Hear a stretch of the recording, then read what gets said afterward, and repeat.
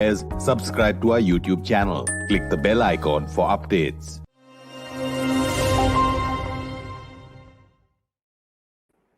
This is StratNews Global. I'm Amitabh, Revi, and you're watching our weekly flagship show, The Talking Point.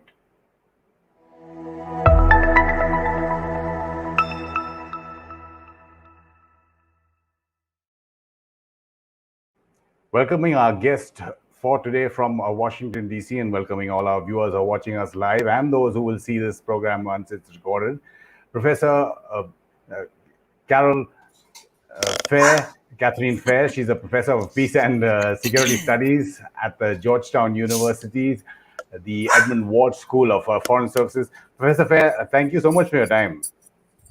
Thank you for having me.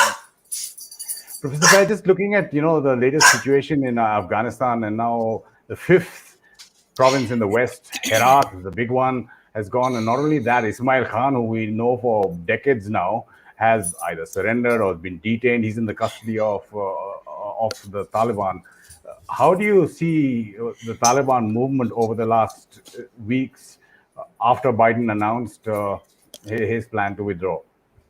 Well, I mean, I don't know why people are saying that they were surprised. I mean, I for one, have been saying this going back now for some time. The so-called peace negotiations were really nothing but an opportunity for the Taliban to regroup, to plan for this eventual assault upon Afghanistan, to stash weapons.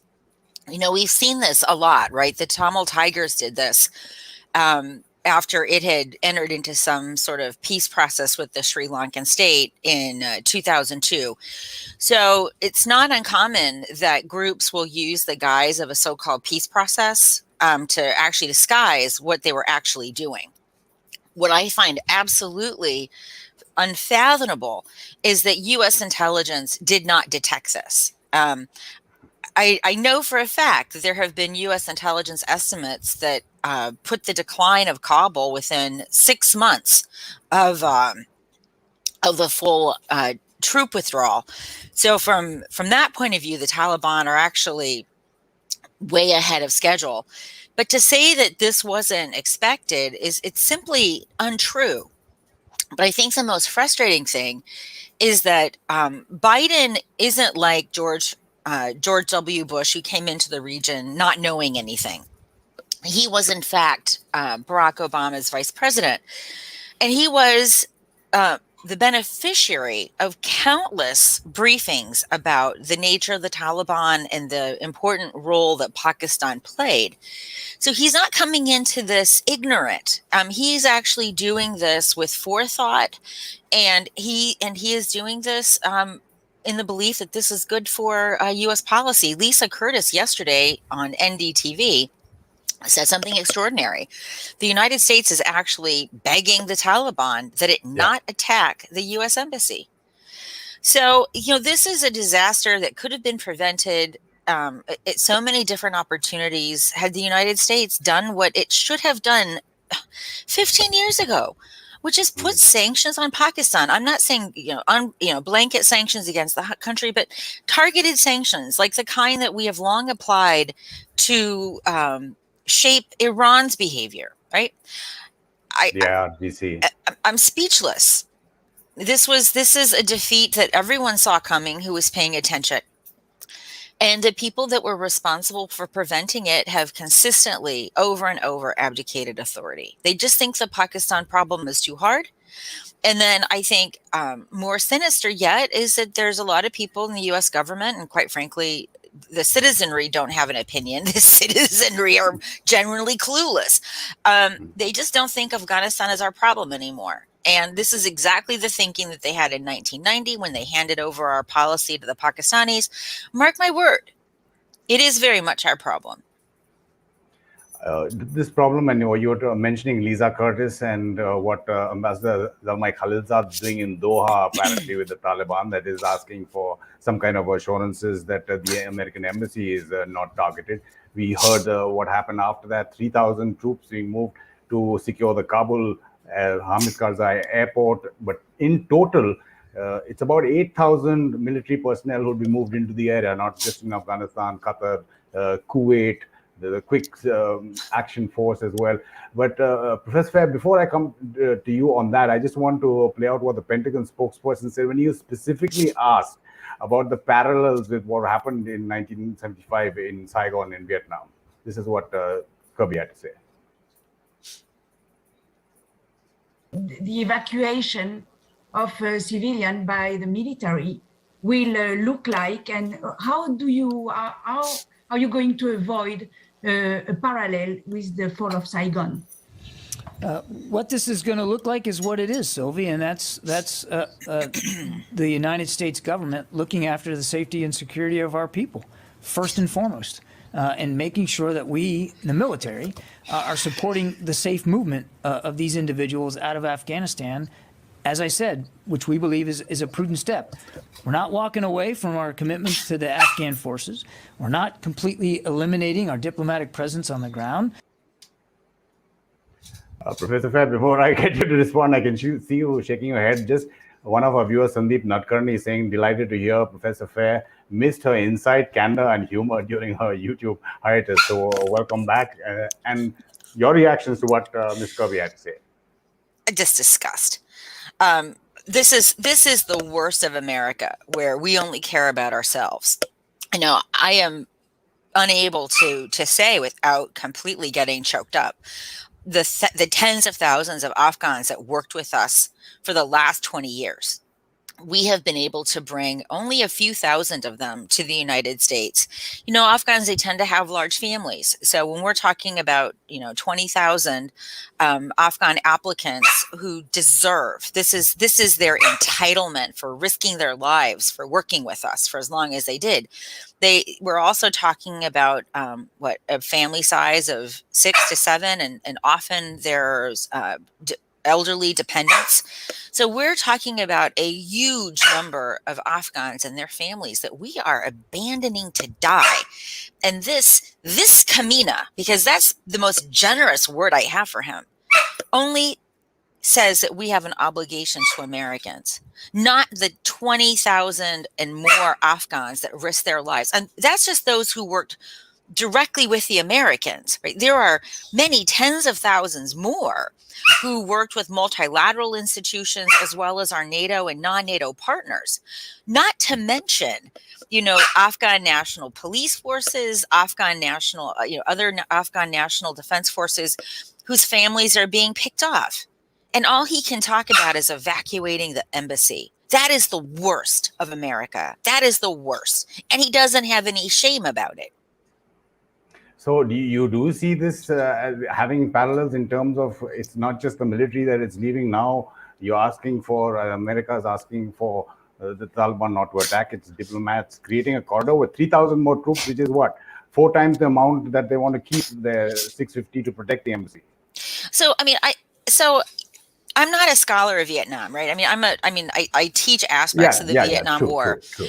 But I would say this is actually worse than what we saw in Saigon, subject to my limited knowledge, because what we saw in Saigon is that we were also trying to evacuate the South Vietnamese who worked with us, right? The people that were on those helicopters, those last helicopters, weren't just Americans. They were our South Vietnamese partner. What the U.S. government right now is doing is saying, sorry, Afghans, we know you risked your lives. You risked everything to work with us these last 20 years. Get in line and maybe, ik din jaiga, when you will get your visa. Right. So this is actually worse than 1973. And I think the ferocity that we are going to see in coming days, weeks, and of course months, because I anticipate Kabul to fall almost immediately. The Taliban have just taken advantage of this peace process to stock up. And it's not just I'm tired of talking about them as if they're independent actors. This is Pakistan via the Taliban, right? They're not an insurgent group. They are a fully owned subsidiary of Rawalpindi. So the kinds of revenge killings, the massacres that we're going to see, it's going to be unparalleled to the previous tenure of the Taliban, because the Afghanistan that the Taliban are seeking to squash is a much more modernized Afghanistan. These young people for the last 20 years, women and girls in particular, they've grown up expecting a different future. Right. And they're going to have to knock those women and children down a lot further than they had to in the 1990s. It is, I can't even imagine the bloodbath that we are about to see ensuing in Afghanistan. This bloodbath, I just wanted to look at how the Taliban have this time approached taking Kabul for the second time from 1992. Instead of coming from Kandahar, and it took them, 2 years, from 94 to 96. This time it's in the north, in Badakhshan, in areas, bordering Uzbekistan, Turkmenistan, where they started. They went down south, of course, Kandahar, Ghazni, and the west. So how do you really read their strategy, the military strategy first, Professor Fair? So I wouldn't know how to begin to answer that question. But what does strike me is essentially what they have is that they have this encirclement strategy, right? So they're not coming from one direction. They are exercising influence in capitals that they didn't really have a lot of control over in the past. But I mean, let's take Kunduz, for example. The Taliban have been fighting for Kunduz for many, many years. I was an election observer in Kunduz in 2009. And it's funny how people don't actually pay attention to history. They had been trying to take Kunduz now going back to 2009 and in fact earlier. And that's just one example of them kind of picking a strategic target and achieving it. But what you said, I think, is correct, right? They're not coming unidirectionally from the particular Pashtun groups that Taliban 1.0 drew from. They're coming in from all over the country. And there's just so many issues here, right? For one thing, the United States is patting itself on the back that it built this very large Afghan national army. The problem is that this army is not sustainable, right? We put them on U.S. weapons. U.S. weapons are the worst thing. We miserably failed to create an Afghan Air Force, again, because we wanted them to use our platforms, not the platforms that were most appropriate for Afghanistan, which quite frankly were Russian platforms. And then we built into this system, and I think this is so important. So many Americans will complain about corruption in Afghanistan and as a justification for washing their hands of it. But the United States, literally from the first months of being in the country, the end of 2001, began building in this massive corruption, right? And we thought that if the government was corrupt, we would more easily be able to control it. So from the beginning, we baked into the government this massive inability to provide services without huge degrees of industrial strength corruption. And then, that's sort of on the front end, this problem that's percolated and proliferated over the last 20 years. But then at the back end of this, during the Trump administration, and this was something that President Biden continued with, they were putting all of their efforts trying to delegitimize Ashraf Ghani, right? They were trying to force him to step down, to create some sort of government that was inclusive of the Taliban. I mean, it's just preposterous that we would try to. They're still trying to get him to step down. They're still trying to do this, right? I mean, this is classic negotiations with terrorists. I mean, so from beginning to end, and I mean from beginning, we can have a lengthy discussion. I would argue that one of the worst things that the United States ever did was believe Pakistan in 2001, right? We went to war with the country that was singly dedicated to undermining each and every one of our efforts there. And at the same time, we were paying them, $30 billion, $40 billion. And that's what is on the records overtly. We don't know how much money Pakistan got covertly for choking up some Al-Qaeda number 3 whenever Condoleezza Rice or Hillary Clinton ended up in Pakistan. So by not recognizing, I mean, the U.S. went through all of these initiatives like the surge, and I argued strenuously against the surge, not because I didn't think we needed more troops, but ironically, the reason why we were losing was because of Pakistan, and the surge made us more dependent upon Pakistan. What we actually needed was a reconfigured, lighter footprint, more dependent upon air corridors and ground corridors, so that we could have sanctioned Pakistan, right? But you will have seen over the last 20 years, I'm the only person who consistently and vocally talks about sanctioning Pakistan. Even Lisa Curtis, who is almost as hawkish as I am, won't even mention it.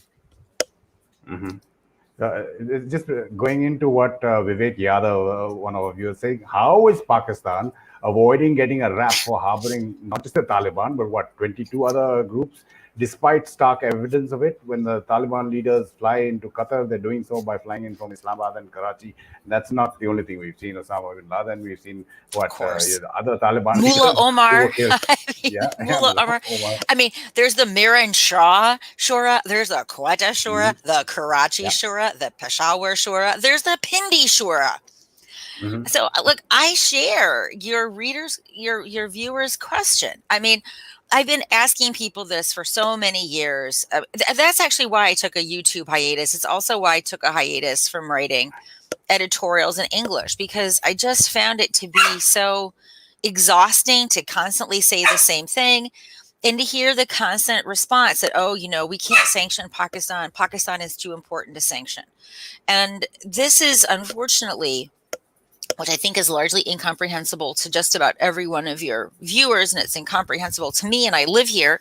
The Pakistanis have convinced the United States, but also I have to say the British, that Pakistan is too big to be punished, too big to be sanctioned. It's too dangerous to fail.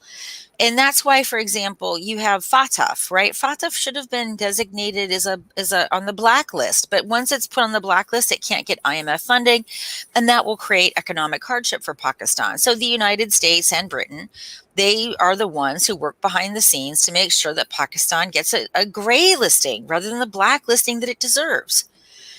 We have laws on the books that we're supposed to bring about strenuous consequences if Pakistan is found to be supporting the Jaish-e-Mohammed.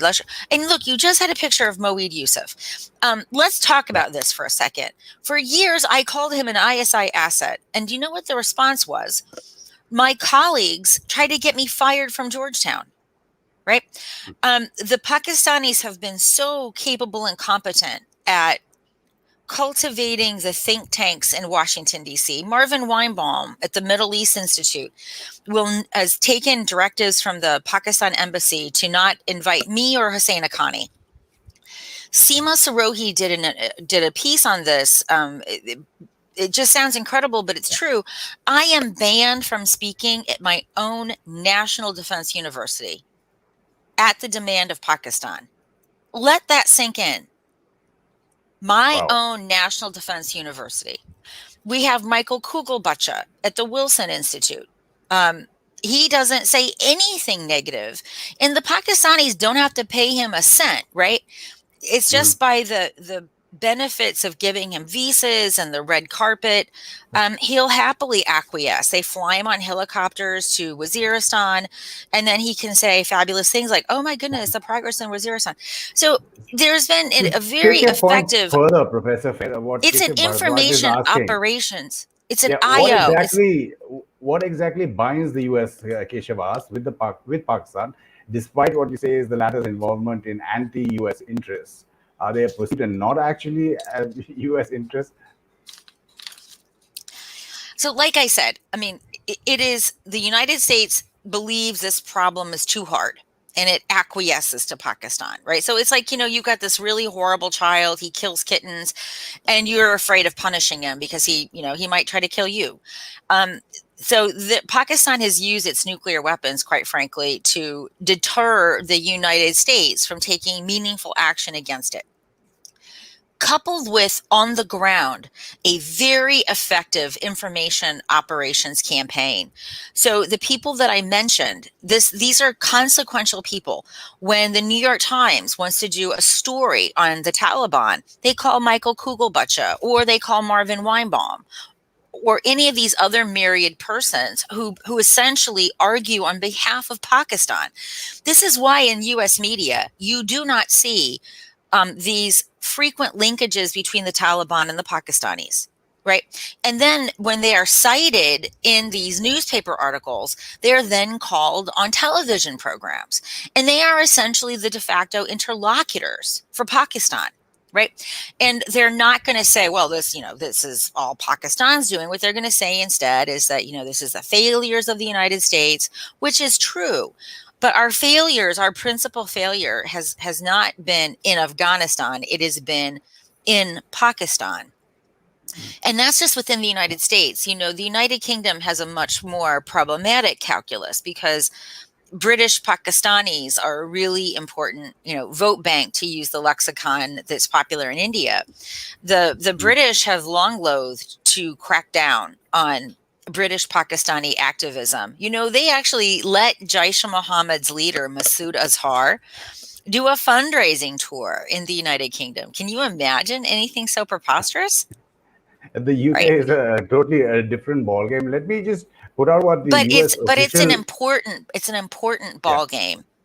Yeah, true. But we could have a whole complete show on that. We heard what the Defense Secretary Wallace is saying. I just want to play out what the US official line is in terms of so-called sticks and carrots. And this is what the US State Department spokesperson Ned Price had to say about not just the US, but he claimed the whole international community, with everybody who's in Doha. That's not just the extended Troika, but all the Central Asian countries, China, Russia, India, were all on the same page. This is what Ned Price had to say on how the US is planning to deal, at least publicly, with the Taliban continuing its military offensive.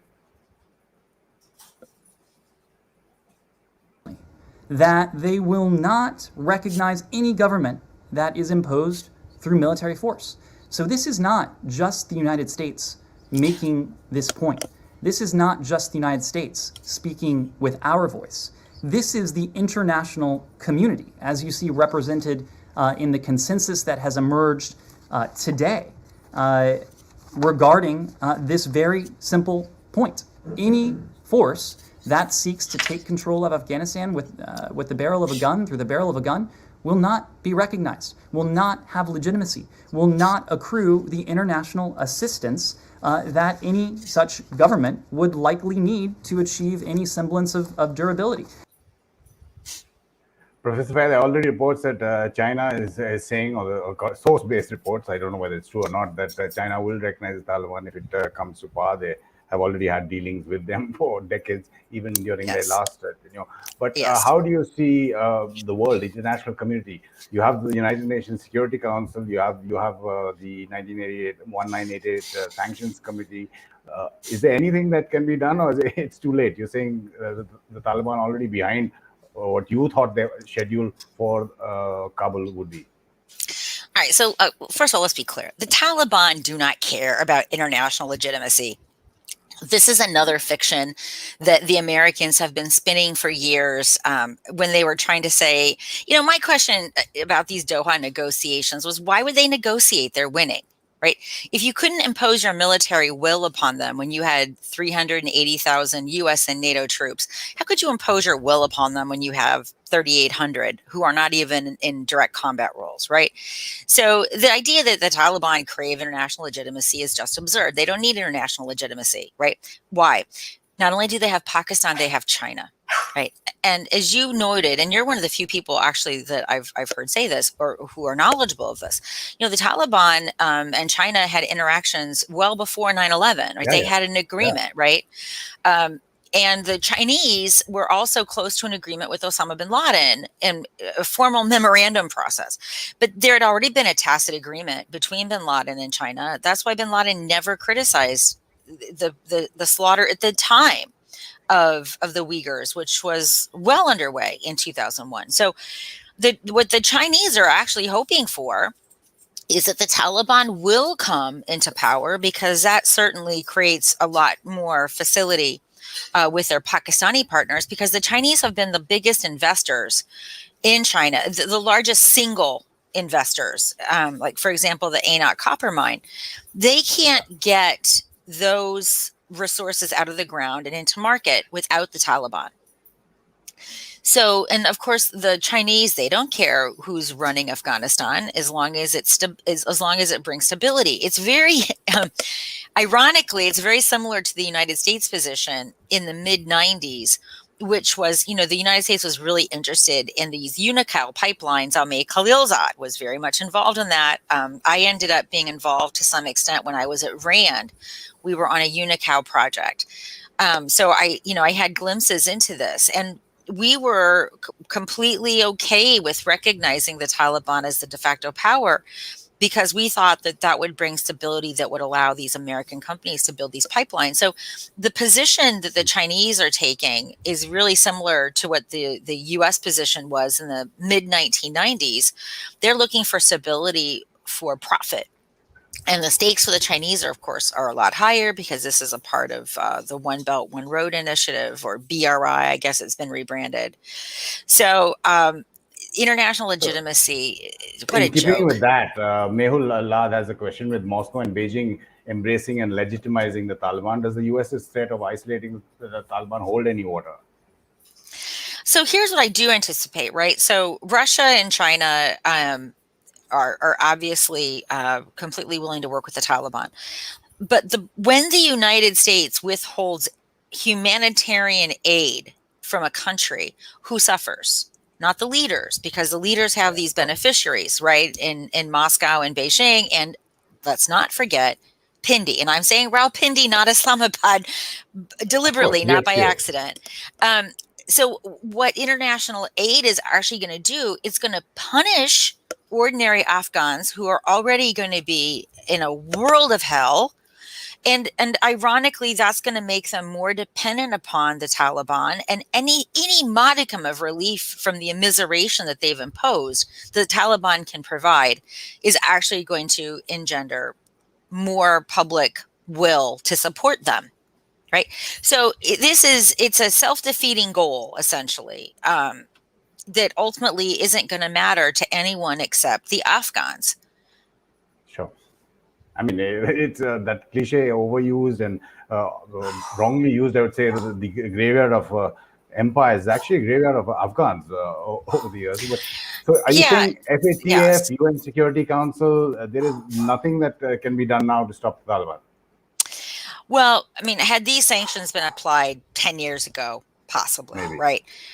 So at this point, I do think there needs to be immediate sanctions on Pakistan. These are sanctions of punishment, and they will also be sanctions of deterrence. But then how do you deal with the massive bloodbath that's going to ensue? It's the international community is saying, well, we have to deal with the incoming humanitarian disaster. Well, how are you going to deal with the incoming humanitarian disaster? How are you going to deal with that? What can you possibly do? So I think it was Rakesh Sood yesterday who said, you can maybe swim in a river, but you can't swim in a flood. So I find I don't, this morning, I don't have any, there's no panacea that is going to unscrew this situation for the Afghans. I mean, what can the U.S. possibly do? I'll tell you what the U.S. should have done, and I've joked about it repeatedly on social media. We should have shot every single one of those Kaminas at Doha when we had them all in a room. Right, but so seriously, the international community. I am serious. I mean, we forced you Ashraf are Ghani serious. to release 5,000 murderers. Prisoners. Yeah, and the Murderers. Taliban says one of the Murderers. conditions hasn't been met because they want another 5,000 or so released. But they're releasing prisoners from wherever they're going. How do you see India's role in Afghanistan, and how do you see it dealing with the situation currently? Well, look, I mean, I'm sure you probably have already gotten most of your people out of the country, would be my guess. If I were the Indian government, I would have already been evacuating, because in my experience, the Indian intelligence on Afghanistan has always been better, because the way in which India operates in Afghanistan, I mean, they don't hide behind Fortress America, right? The Indians have always been much more, what's the word I'm looking for? Much more risk acceptant, right? They're interacting with Afghans very openly. The Americans don't do that. Afghans have to come to the embassy to interact with them. So I've always found that the Indians have had a much better understanding of Afghanistan, and based upon that, I'm sure that you guys have been well ahead of the curve. But I think that India's options are going to be really, really constrained, right? I don't see how India can operate effectively without some kind of security umbrella. Yep. And, Rakesh Sood talked about negotiating with the Taliban. Well, I really respect Ambassador Rakesh Sood. I have nothing but the highest admiration for him.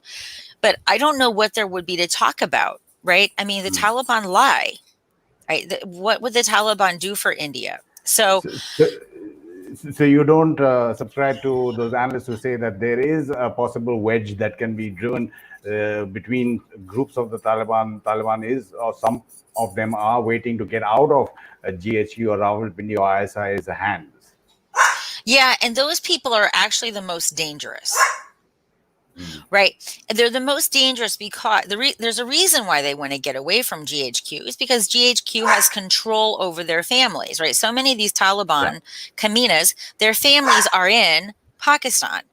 And the Pakistanis may not exercise positive control, which is you are going to do this, but they do exercise negative control, which is to say, if you do this and we don't want you to do it, your family is going to suffer, right? So the fact that the Pakistanis have some control is actually a good thing, because if we could find some way of sanctioning Pakistan, right, and bringing Pakistan to heel, we could rely upon this sort of cascade of coercion. So I'm not someone who thinks, divide and rule is a long-standing tradition in South Asia, thanks to the British. But the consequences of divide and rule is that instead of having one group that you have to monitor, control, and manage, you then have to deal with these multiple fissures. And you have to basically, you're no longer playing one instrument, you're playing a whole orchestra. So I'm not someone who finds divide and rule to be a compelling strategy. I just see where it has failed. I would love someone to tell me, here's an example of where it's worked. So again, when you're saying that realistically, it's unlikely that the international community, the US, the UN Security Council, FATF would put any sanctions on Pakistan that would change the situation. So how do you see Pakistan responding to this situation that's developing in Afghanistan with the Taliban on the doors of Kabul? So here's what I anticipate, right? This Pakistan is going to... So there's going to be a little bit of blowback, right? Because the Pakistani Taliban are, and Pakistan likes to float the idea that the Pakistani Taliban, the Afghan Taliban are एक ही चीज. They're not एक ही चीज. They're totally different things. So Pakistan is going to have some degree of internal security uptick, right? That they're going to have to deal with. But this is a huge victory for Pakistan, right? This is...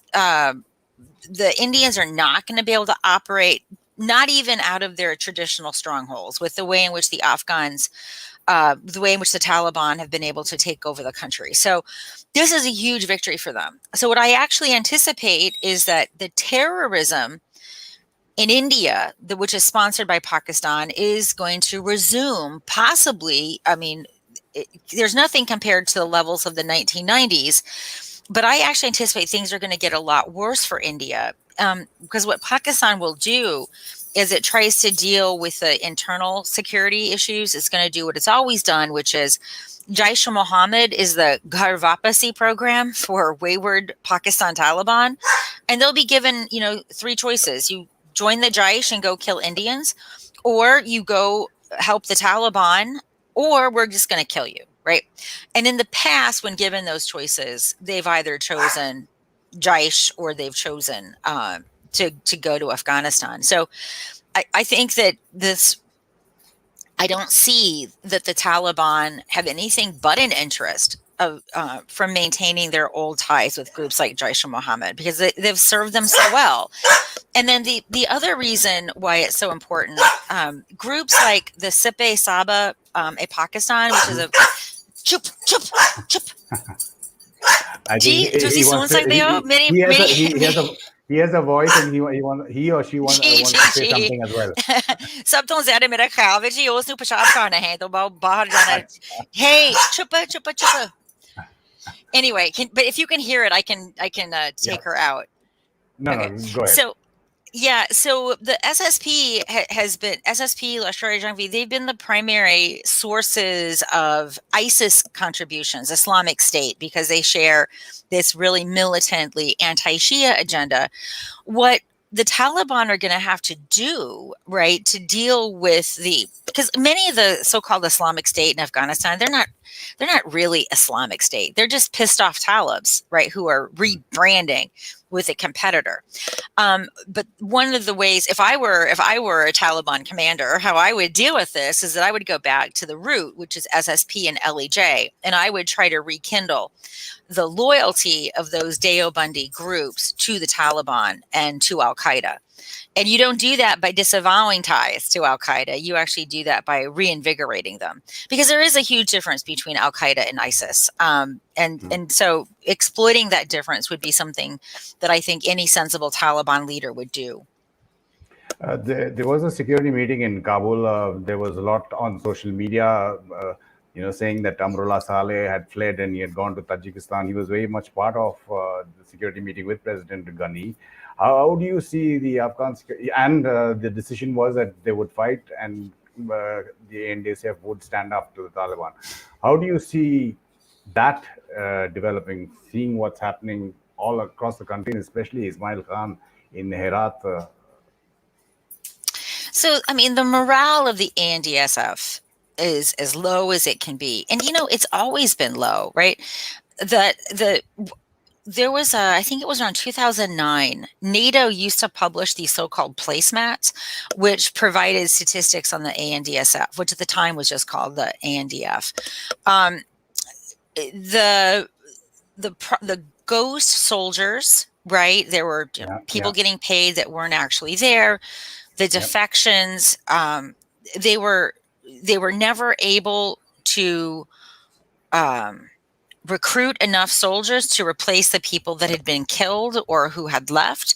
So, this is not a new problem. I mean, this is a problem that really began when the United States insisted on an enormous Afghan national army, right? They really wanted to put quantity above and beyond quality. And the weapon systems, again, that we put them on made no sense, given that the ANA is largely illiterate, right? There are very few, and we spent very little time trying to teach them literacy, unlike the Russians. When the Russians were there, they sent tens of thousands of Afghans to the Soviet Union for education and training. Ironically, those Soviet-trained Afghans were some of our most important partners. So we didn't do any of the most effective things that the Russians did, while continuing to repeat some of the most ineffective things. And then I think another issue that no one wants to talk about is the pervasiveness of rape in the Afghan National Security Forces. This has been raised a number of times. We've seen in some of the so-called green on blue killings that some of the killings were motivated by the fact that American and our NATO allied soldiers were witnesses to rape within the Afghan National Army and then did nothing about it. So the ANA has just so many myriad problems, and to expect them that they were going to be able to manage themselves without air support, without the ability to do casualty evacuation, all of these things that, so for example, the Indian Army is capable of doing. The ANA has none of those capacities. So how are they going to manage this? It's really, I think that's the biggest lie here. Because anyone who knows anything about armies knows that the army can't deal with this without these So, backup resources. Well, not these enabling resources, not backup, these force multiplying resources. there are so many questions coming in, and I can take this discussion all over because there is so much to discuss. But in terms of you looking forward, blowback to the US, to Pakistan, to countries like China and Russia, and how would it affect India? So like I said, I mean, I anticipate these relationships with the Taliban that had always been there with groups like Jaish-e-Mohammed to return. It's going to be an important relationship. You know, Lashkar-e-Tayyaba doesn't have a terrific But do relationship you with see the Taliban. Afghanistan in a civil war kind of situation where there will be pockets of people who will be resisting the Taliban?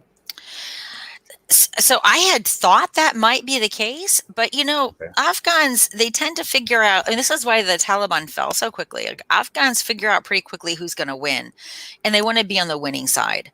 So if they anticipate, as it appears to be the case, that the Taliban are just walking through, they will simply defect to the Taliban rather than risk fighting a battle that they're going to lose. So that might be why we're not seeing a lot of sort of sui generis fighting. I mean, I expect there will be some in parts of the north, but so far it looks like the Taliban are just having a cakewalk. And the blowback to countries in the region and the US at some point of time? So, you know, I think that the Taliban first have to get their house in order, right? Which is, again, getting an iron grip on Afghanistan, killing all the people that cooperated with the US and NATO, I also expect mass murders of people that are in the current government. So there's going to be, you know, a huge bloodbath that they have to contend with first in Afghanistan. If there's going to be any kind of international blowback, it's going to be from the transnational groups that the Taliban will most certainly harbor. So that's a little bit more difficult to foresee. I mean, what the Taliban will have concluded from this, right, is that the United States can throw everything at it and it can survive. So the kind of scenario where the Afghan Taliban were on the run for a while, it's probably not going to be something that the Taliban are going to take seriously as a threat, right? Because what they've concluded from this is that with their partners in Pakistan, and also Russia and also Beijing, they were able to outfox the Americans. So I'm not sure what kind of threat the Americans can put on the Taliban that would prevent them from harboring groups like Al-Qaeda. So it's hard to predict. I'm not someone who crystal ball gazes, because that's just not how I tend to operate. But I anticipate we're going to have to deal with this situation sooner than later. And Pakistan itself, I mean, we've seen in so-called interview by a TTP commander, we've seen attacks on CPEC projects. What happens? What could happen there, even if you don't crystal gaze?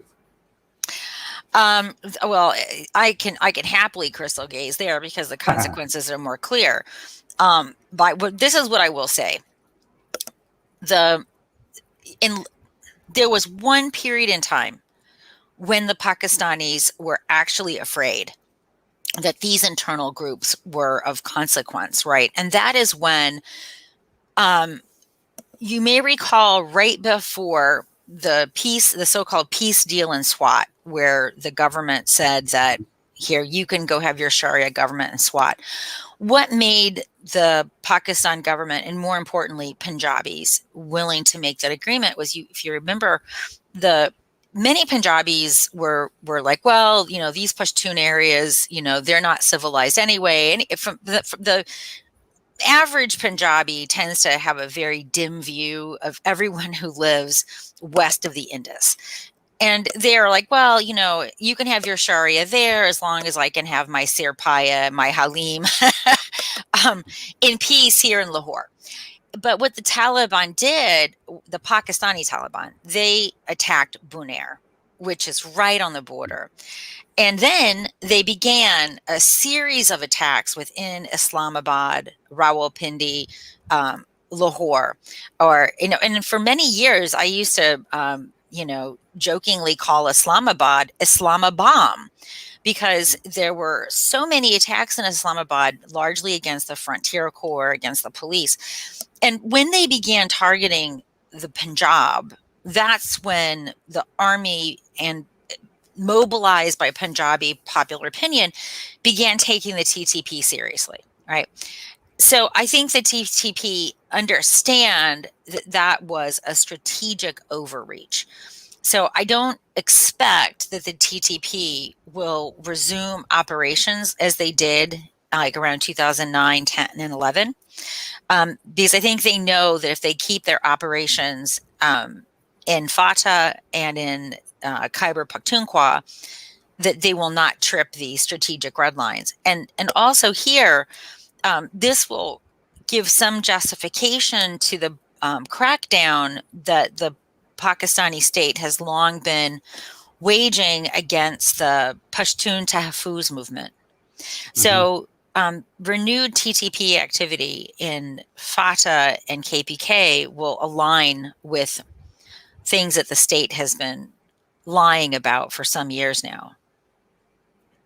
Professor Christine Fair, absolutely appreciate your time and experience. There's so many questions that are still coming in, but we're really happy that you broke your so-called hiatus on YouTube with StratNews Global. All right. Thank you so much. I wish there were a better note to end on, but there just isn't one.